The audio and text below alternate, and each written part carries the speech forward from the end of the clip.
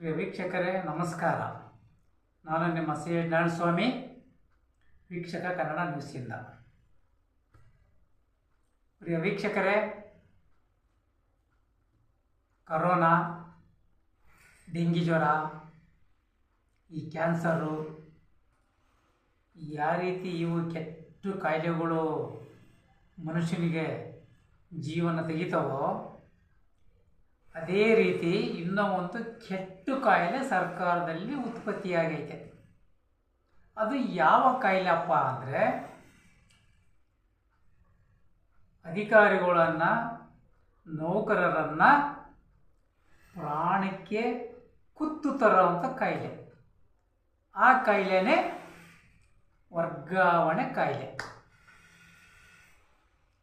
ಈ ವರ್ಗಾವಣೆ ಅನ್ನೋದು ಅದಕ್ಕೆ ಒಂದು ರೀತಿ ನೀತಿ ಇದೆ. ಒಬ್ಬ ನೌಕರ ಒಂದು ಇಲಾಖೆಯಲ್ಲಿ 3 ವರ್ಷ ಅವಧಿಯನ್ನು ಕಳಿಬೇಕು ಅಂತ. ಸಣ್ಣ ನೌಕರನಾಗಿರ್ಬೋದು, ದೊಡ್ಡ ನೌಕರನಾಗಿರ್ಬೋದು, ಉನ್ನತ ಅಧಿಕಾರಿಗಳೇ ಆಗಿರ್ಬೋದು. ಅದು ಕಾನೂನಿನ ನಿಯಮ ಇದೆ. ಇಲ್ಲಿ ನಿಜಕ್ಕೂ ಈ ಕಾನೂನು ನಿಯಮ ಜಾರಿಯಲ್ಲಿದೆಯೇ? ಇಲ್ಲ. ವರ್ಗಾವಣೆ. ಒಂದು ಅಧಿಕಾರಿ 3 ವರ್ಷ ಅವಧಿಯನ್ನು ತಾನು ಕರ್ತವ್ಯ ನಿರ್ವಹಿಸ್ತಕ್ಕಂಥ ಜಾಗದಲ್ಲಿ ನಿರ್ವಹಿಸೋಕ್ಕೇನೆ ಬಿಡ್ತಾ ಇಲ್ಲ. 6 ತಿಂಗಳಾಗಿರ್ಬೋದು, 3 ತಿಂಗಳಾಗಿರ್ಬೋದು, 9 ತಿಂಗಳಾಗಿರ್ಬೋದು. ವರ್ಗಾವಣೆ. ನಾ ಹಿಂದೆ ಒಂದ್ಸತಿ ಹೇಳಿದ್ದೆ, ಒಬ್ಬ ಪೊಲೀಸ್ ವರಿಷ್ಠಾಧಿಕಾರಿಗಳು 12 ತಿಂಗಳು ಕರ್ತವ್ಯ ನಿರ್ವಹಿಸೋಕ್ಕೆ ಬಿಡಲಿಲ್ಲ. ಯಾಕಂದರೆ ಅವರು ಒಂದು ಜಿಲ್ಲೆಯನ್ನೇ ಸ್ತಬ್ಧ ಮಾಡಿಬಿಟ್ಟಿದ್ರು. ಅಂಥ ಖಡಕ್ ಅಧಿಕಾರಿ. ರೌಡಿಗಳಾಗಿರ್ಬೋದು, ಕಾನೂನು ಭಾರಿ ಚಟುವಟಿಕೆ ಮಾಡೋರಾಗಿರ್ಬೋದು, ಆಮೇಲೆ ಪ್ರಭಾವಿಗಳಾಗಿರ್ಬೋದು, ಯಾರಿಗೂ ಅವರು ಕೇರ್ ಮಾಡಲಿಲ್ಲ. ಅವರು ವರ್ಗಾವಣೆ ಹಾದಿಯಲ್ಲಿ ಎಷ್ಟೋ ಹೆಣ್ಮಕ್ಕಳು ಕಣ್ಣೀರರಿಸಿದರು ಅವರ ಪ್ರಾಮಾಣಿಕತೆಯ ಕರ್ತವ್ಯಕ್ಕೆ. ಅಂಥ ಅಧಿಕಾರಿಗಳು ಸರ್ಕಾರಕ್ಕೆ ಬೇಕಿಲ್ಲ. ಅವರಿಗೆ ಕೊಡದೆ ಪನಿಷ್ಮೆಂಟು, ಬರೀ ವರ್ಗಾವಣೆ. ಆ ಅಧಿಕಾರಿ ಅವರೆಲ್ಲೇ ಹೋದರೂ ಕೂಡ ಅವರ ಪ್ರಾಮಾಣಿಕತೆಯ ದಕ್ಷತೆಯನ್ನು ಇವತ್ತಿಗೂ ಬಿಟ್ಟಿಲ್ಲ. ಅವ್ರದ್ದು ಖಡಕ್ ಕರ್ತವ್ಯ ನಿರ್ವಹಿಸ್ತಲಿದ್ದಾರೆ. ಯಾಕೆ ಜನಪರವಾಗಿ ಜನಕ್ಕೆ ಒಳ್ಳೆಯದನ್ನು ಮಾಡೋ ಅಧಿಕಾರಿಗಳು ಬೇಡವೆ? ಅವರಿಗೆ ವರ್ಗಾವಣೆಯೇ ಶಿಕ್ಷೆನ? ಸಣ್ಣ ಅಧಿಕಾರಿಗಳು ಅಂದರೆ ಜಿಲ್ಲಾ ಮಟ್ಟದಲ್ಲಿ ಕರ್ತವ್ಯ ನಿರ್ವಹಿಸ ಸಣ್ಣ ಅಧಿಕಾರಿಗಳನ್ನು ಜಿಲ್ಲೆಯಿಂದ ಜಿಲ್ಲೆಗೆ ವರ್ಗಾವಣೆ ಮಾಡುವಂಥ ಉದ್ದೇಶ ಏನು? ವರ್ಗಾವಣೆಗೆ ಹಣದ ಬೇಡಿಕೆ ಇಡತಕ್ಕಂಥ ಉದ್ದೇಶ ಏನು? ಸರ್ಕಾರದಲ್ಲಿರ್ತಕ್ಕಂಥ ಜನನಾಯಕರು ಆಗಿರ್ಬೋದು, ಮೇಲಧಿಕಾರಿಗಳು ಆಗಿರ್ಬೋದು, ವರ್ಗಾವಣೆ ಮಾಡೋದೊಂದೇ ಗುರಿನ ಅವ್ರದ್ದು. 3 ವರ್ಷ ನಿಷ್ಠಾವಂತ ಅಧಿಕಾರಿಗಳಿಗೆ ಕರ್ತವ್ಯ ನಿರ್ವಹಿಸೋಕ್ಕೆ ಬಿಡೋದಿಲ್ಲ. ಕೆಲವು ಅಧಿಕಾರಿಗಳನ್ನು ಈಗಲೂ ಕೂಡ ತನಿಖೆ ಮಾಡಿದರೆ 6 ವರ್ಷ 8 ವರ್ಷದ ತನಕ ಕರ್ತವ್ಯ ನಿರ್ವಹಿಸತಕ್ಕಂಥ ಅಧಿಕಾರಿಗಳಿದ್ದಾರೆ. ಅವರು ತಮ್ಮ ಸೀಟುಗಳಿಗೆ ಫೆವಿಕಲ್ ಹಾಕೊಂಡ್ಬಿಟ್ಟಿದ್ದಾರೆ. ಅವರಿಗೆ ಯಾಕೆ ವರ್ಗಾವಣೆ ಇಲ್ಲ? ಅವರ ಬೆನ್ನ ಹಿಂದೆ ಯಾವ ಪ್ರಭಾವದ ಕಾಣದ ಕೈ ಇದೆ? ಅದು ಅವರು ವರ್ಗಾವಣೆ ಆಗಬೇಕಲ್ಲ, 2 ವರ್ಷಕ್ಕೆ 3 ವರ್ಷಕ್ಕೆ.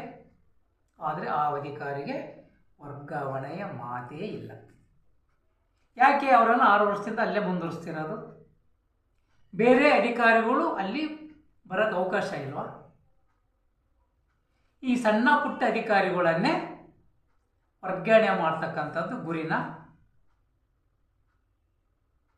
ಅದು ಒಂದು ಜಿಲ್ಲೆಯಿಂದ ಇನ್ನೊಂದು ಜಿಲ್ಲೆಗೆ. ಆ ಅಧಿಕಾರಿ ಒಂದು ಜಿಲ್ಲೆಯಿಂದ ಇನ್ನೊಂದು ಜಿಲ್ಲೆಗೆ ಹೋಗಿ ನಿಜಕ್ಕೂ ಆತ ಜೀವನ ಮಾಡೋಕ್ಕಾಗುತ್ತಾ? ದೊಡ್ಡ ದೊಡ್ಡ ಜಿಲ್ಲೆಗಳಿಗೆ ಹಾಕಿದರೆ 250-300 ಕಿಲೋಮೀಟರ್ ದೂರಕ್ಕೆ ವರ್ಗಾವಣೆ ಮಾಡಿದರೆ ಆತನ ಕುಟುಂಬದ ನಿರ್ವಹಣೆ ಮಾಡ್ತಕ್ಕಂಥ ಜವಾಬ್ದಾರಿ ತಗೊಳ್ಳೋರು ಯಾರು? ಮಕ್ಕಳಿಗೆ ವಿದ್ಯಾಭ್ಯಾಸ ನೋಡೋದು ಹೆಂಗೆ, ಮನೆ ನಿರ್ವಹಣೆ ಮಾಡೋದು ಹೆಂಗೆ ಅಷ್ಟು ದೂರದಿಂದ? ಇದನ್ನು ಯಾರು ಯೋಚನೆ ಮಾಡಬೇಕು?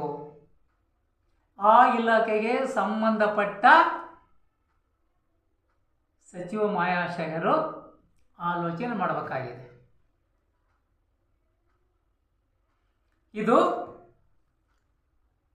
ಚಿತ್ರದುರ್ಗದ ಆಹಾರ ಇಲಾಖೆಯಲ್ಲಿ ಆಗಿರತಕ್ಕಂಥ ವರ್ಗಾವಣೆ ವಿಚಾರ.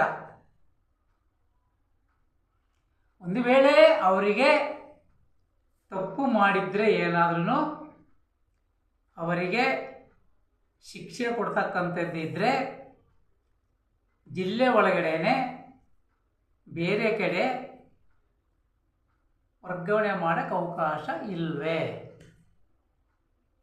ಅಷ್ಟು ದೂರ ವರ್ಗಾವಣೆ ಮಾಡೋದ್ರ ಹಿಂದಿನ ಉದ್ದೇಶ ಏನು?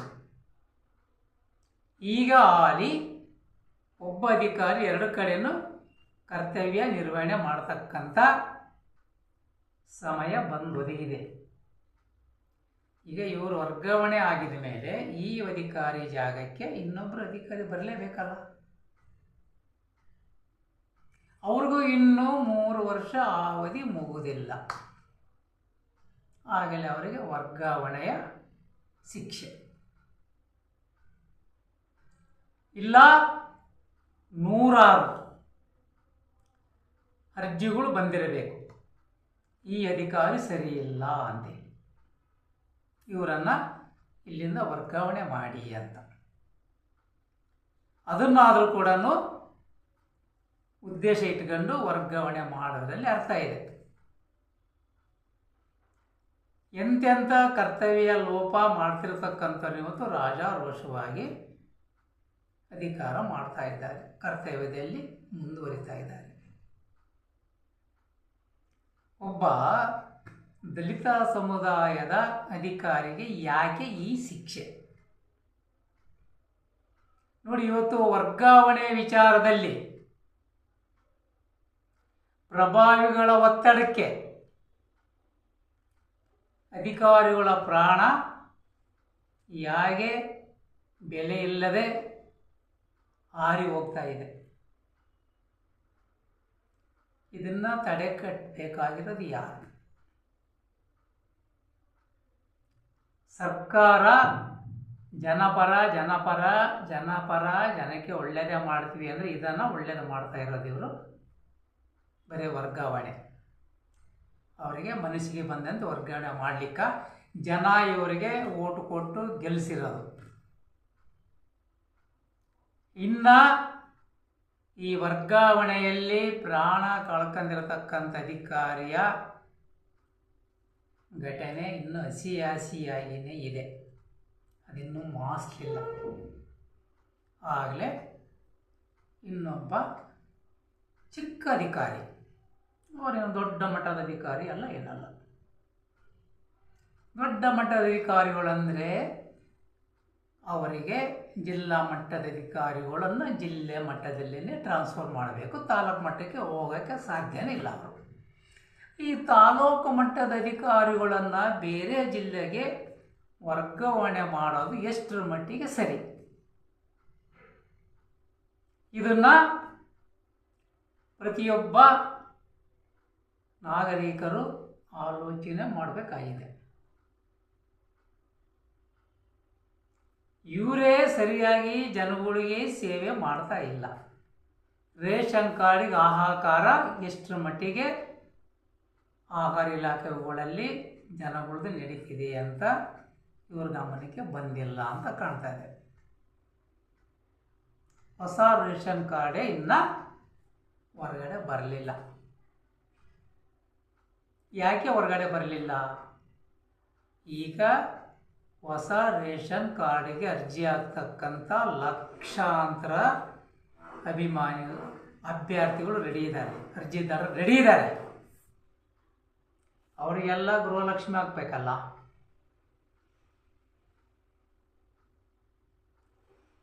ಅಂಥದ್ರ ಕಡೆಗೆ ಗಮನ ಹರಿಸೋದು ಬಿಟ್ಬಿಟ್ಟು ಈ ಸಣ್ಣ ಪುಟ್ಟ ಅಧಿಕಾರಿಗಳಿಗೆ ವರ್ಗಾವಣೆ ಹಿನ್ನೆಲೆ ಏನಿರಬಹುದು ಅನ್ನೋದು ಇಲ್ಲಿ ಗೋಪ್ಯವಾಗಿದೆ. ಅದು ಜಿಲ್ಲೆಯಿಂದ ಜಿಲ್ಲೆಗೆ ವರ್ಗಾವಣೆ. ಇದು ಯಾರಾದರೂ ಒಪ್ತಾರ ಈ ವರ್ಗಾವಣೆಯನ್ನು? ಅದು ಒಬ್ಬ ದಲಿತ ಸಮುದಾಯದ ಅಧಿಕಾರಿ, ಸಣ್ಣ ಅಧಿಕಾರಿ. ಇದ್ರ ಬಗ್ಗೆ ವಿರೋಧ ಪಕ್ಷರು ಕೂಡ ಆಲೋಚನೆ ಮಾಡಬೇಕಾಗಿದೆ. ಇವ್ರದ್ದು ವರ್ಗಾವಣೆಯೇನೇ ಮೊದಲನ ಆದ್ಯತೆ. ಜನರ ಸಮಸ್ಯೆ ಬೇಕಾದಷ್ಟು ಬೆಟ್ಟದಷ್ಟು ಬಿದ್ದಿದೆ. ಅದರ ಬಗ್ಗೆ ಗಮನ ಹರಿಸಿ. ಫಸ್ಟು ಈ ವರ್ಗಾವಣೆ ಮಾಡೋ ಹಿನ್ನೆಲೆ ಪ್ರತಿಯೊಬ್ಬರಿಗೂ ಗೊತ್ತಿದೆ, ಯಾಕೆ ವರ್ಗಾವಣೆದು ನಡೀತಾ ಇದೆ ಅಂತೇಳಿ. ವರ್ಗಾವಣೆ ಅಂದರೆ ಯಾಕೆ ಅಂತೇಳಿ ಈಗಾಗಲೇ ಒಬ್ಬ ಅಧಿಕಾರಿಯ ಸಾವಿನ ಸುತ್ತ ಸುಳಿದಾಡ್ತಾ ಇದೆ. ಅವರಿಗೆ ಯಾವ ರೀತಿ ಟಾರ್ಚರ್ ಆಗಿದೆ ವರ್ಗಾವಣೆ ವಿಚಾರದಲ್ಲಿ ಅಂತೇಳಿ. ಯಾಕಂದರೆ ಅಧಿಕಾರಿಗಳು ಸೂಕ್ಷ್ಮ ಮನಸ್ಸಿನವರು ಇರ್ತಾರೆ. ಬರೀ ವರ್ಗಾವಣೆ ಅಂದರೆ ಅವರಿಗೆ ಜೀವನದಲ್ಲಿ ಜಿಗುಪ್ಸೆನೂ ಸಹ ಬಂದ್ಬಿಡುತ್ತೆ. ಅಂಥ ಒಂದು ಅಮಾಯಕ ಪ್ರಾಣ ಕಳ್ಕೊಂಡ್ರೆ ನಿಮ್ಮ ಸರ್ಕಾರಕ್ಕೆ ಏನಾದ್ರೂ ಕಿರೀಟ ಬರುತ್ತಾ? ಕೆಟ್ಟ ಹೆಸರು ಬರುತ್ತೆ. ಅದರಿಂದ ಈಗಾಗಿರ್ತಕ್ಕಂಥ ವರ್ಗಾವಣೆಯನ್ನು ಆಲೋಚನೆ ಮಾಡಿ ಇದೇ ಚಿತ್ರದುರ್ಗ ಜಿಲ್ಲೆ ಒಳಗಡೆ ವರ್ಗಾವಣೆ ಮಾಡಲಿಕ್ಕೆ ಅವಕಾಶ ಇದೆ. ಆ ಅಧಿಕಾರಿಗೆ 200-300 ಕಿಲೋಮೀಟರ್ ದೂರ ವರ್ಗಾವಣೆ ಮಾಡೋದನ್ನು ದಯವಿಟ್ಟು ನಿಲ್ಲಿಸ್ಬಿಡಿ. ಅದನ್ನು ನಿರ್ಧಾರನ ಈ ಜವಾಬ್ದಾರಿ ಮಾನ್ಯ ಆಹಾರ ಮತ್ತು ನಾಗರಿಕ ಸರ್ವ ಸಚಿವರಿಗೆ ಜವಾಬ್ದಾರಿಗೆ ಬಿಟ್ಟಿರ್ತಕ್ಕಂಥದ್ದು. ಆ ದಲಿತ ಅಧಿಕಾರಿ ಮೇಲೆ ತಾವು ದಯಮಾಡಿ ಆತನ ಕುಟುಂಬಕ್ಕೆ ಅನುಕೂಲಕರ ರೀತಿಯಲ್ಲಿ ಆತನ ಏನು ಕರ್ತವ್ಯ ನಿರ್ವಹಿಸ್ತಿದ್ದ ಚಿತ್ರದುರ್ಗ ಜಿಲ್ಲೆಯಲ್ಲಿ ನೀವು ಯಾವುದಾದ್ರೂ ತಾಲೂಕಿಗೆ ವರ್ಗಾವಣೆ ಮಾಡಿ. ಅದು ಬಿಟ್ಟುಬಿಟ್ಟು ಜಿಲ್ಲೆಯಿಂದ ಜಿಲ್ಲೆಗೆ ವರ್ಗಾವಣೆ ಮಾಡೋದು ಎಷ್ಟರ ಮಟ್ಟಿಗೆ ಸರಿ ಅಂತೇಳಿ ವಿರೋಧ ಪಕ್ಷರು ಸಹ ಇದರ ಬಗ್ಗೆ ಆಲೋಚನೆ ಮಾಡಿ ಆ ಅಧಿಕಾರಿಗೆ ಏನಾದರೂ ನ್ಯಾಯ ಕೊಡಿಸ್ತಾರ ಅಂತೇಳಿ ಕಾದು ನೋಡಬೇಕಾಗಿದೆ. ಜೈ ಹಿಂದ್, ಜೈ ಕರ್ನಾಟಕ. ಪ್ರಿಯ ವೀಕ್ಷಕರೇ, ನಮ್ಮ ಚಾನಲ್ ನಿಮ್ಗೆ ಇಷ್ಟವಾದಲ್ಲಿ ಶೇರ್ ಮಾಡಿ, ಸಬ್ಸ್ಕ್ರೈಬ್ ಮಾಡಿ, ಇತರರಿಗೂ ಕಳಿಸ್ಕೊಡಿ. ಪ್ರಿಯ ವೀಕ್ಷಕರೇ, ನಮ್ಮ ಚಾನಲ್ಗೆ ಬಂದು ತಮ್ಮ ಅನಿಸಿಕೆಗಳನ್ನು ಹೇಳ್ಕೋಬೋದಾಗಿದೆ. ನಮಸ್ಕಾರ.